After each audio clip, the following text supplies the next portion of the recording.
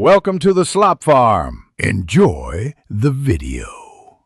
You start by ensuring the workbook lives on OneDrive or SharePoint. That is the only way Excel preserves edit history. Sign into the same Microsoft account in Excel Desktop or Excel for the web, then open the workbook. Once done, enable autosave if it isn't already. Autosave writes versions automatically and triggers the version history.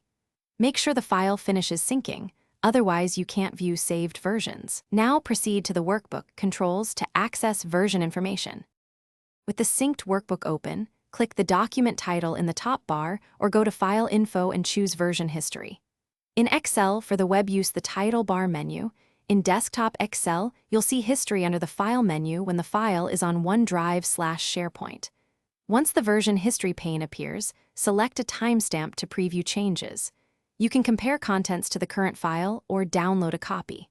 Remember, previews are read-only until you restore or save a copy.